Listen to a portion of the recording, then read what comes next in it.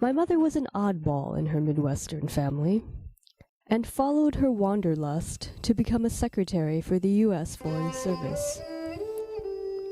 My mother adopted my sister in Taiwan in 1972 and then adopted me in Korea in 1975.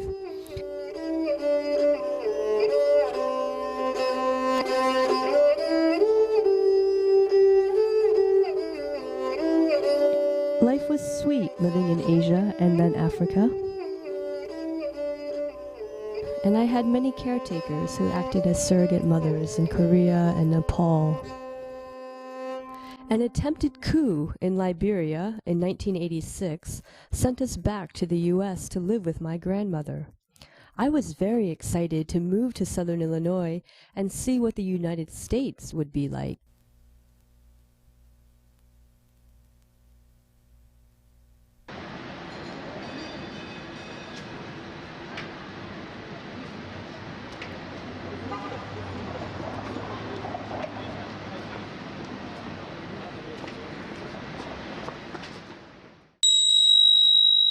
You know, I definitely had some experiences of racism, you know, where kids were like making fun of me or trying to beat me up or spitting on me.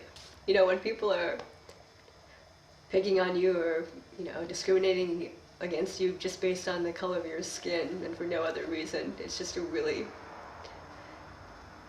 disempowering feeling. It was just really, really painful. And I just wanted so badly to assimilate and just fit in like everyone else.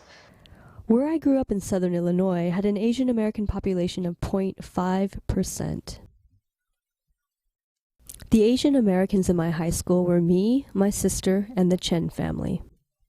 It's like I spent most of my life convincing myself that I was white, wanting to be white so badly.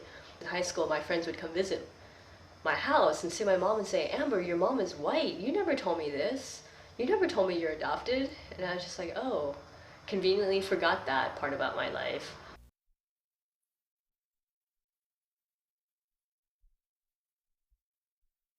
The U.S. media portrays international adoption as exotic and noble. White people get to be saviors of brown babies and put them in the promised lands of Western civilization. Adopted kids are seen as lucky for not having to be in the third world. These babies are losing their birth cultures. They're losing their connection to their homelands. They're losing their mother tongues. They're losing a lot in addition to gaining.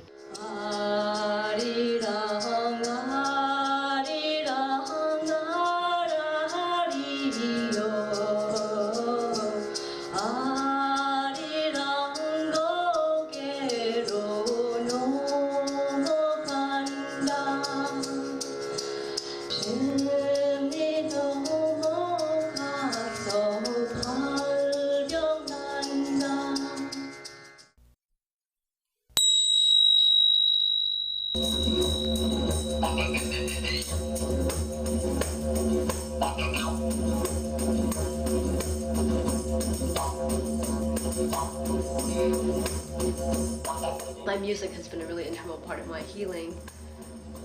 Just being able to express my emotions through sound, through words, has been a really, really joyful experience for me. I saw this movie, one of Margaret Cho's movies, years ago, and after seeing that I was like, this is what I want to be doing. I want to be another model, another Asian American kick-ass woman out there, telling my truth to the world.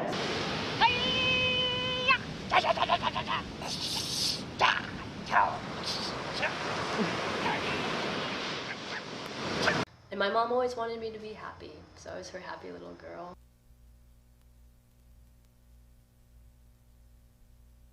By, you know, the time I was 20, I was kicked out of the family. And I think that process of losing my adopted mother and then really dealing with a lot of rage about that, but I wasn't really being honest with myself about how much rage I had. Very fine, very fine, very fine, I roll. Though my family's gone and closes the door. So I remember years later when I came home in my, you know, 20s, when all this stuff had happened, and I remember I hadn't seen my mom for many years, and she just looked at me and said, "What happened to my happy little girl?"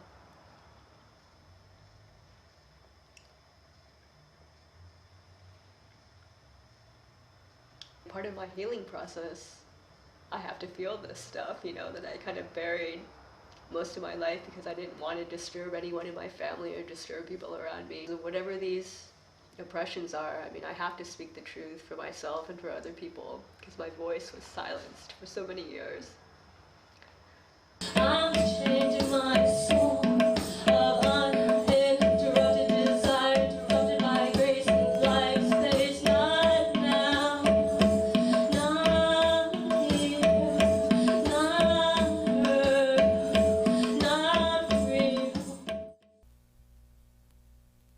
I'm really, really grateful now for my birth mother, you know, for first of all giving me the gift of life, but it's definitely been a journey of like being really angry about why she put me up for adoption, and I have no idea why. But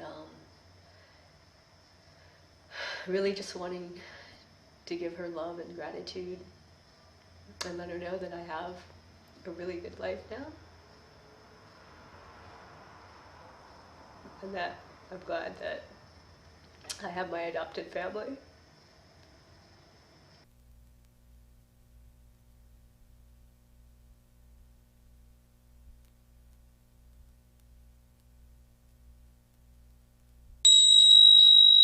Victory to the Mother Goddess and all her incarnations.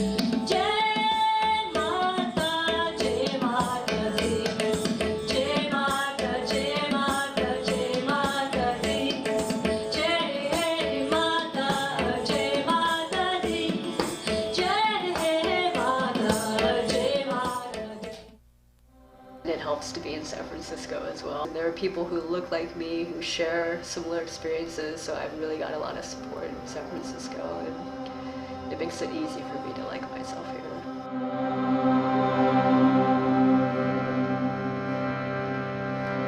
Yum, yum, yum, yum, yum, yum, yum, yum, yum, yum,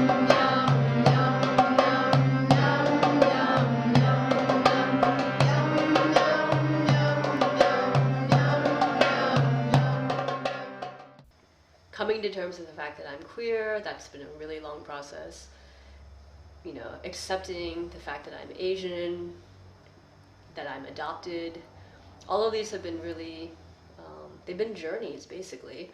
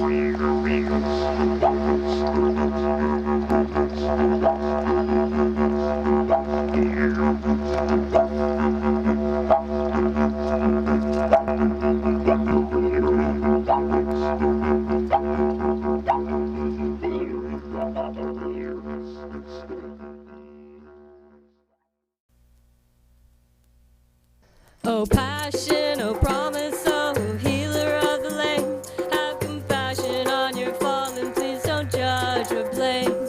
Have mercy on our fevered souls, caught up in cycles of pain. Rely on our betterness.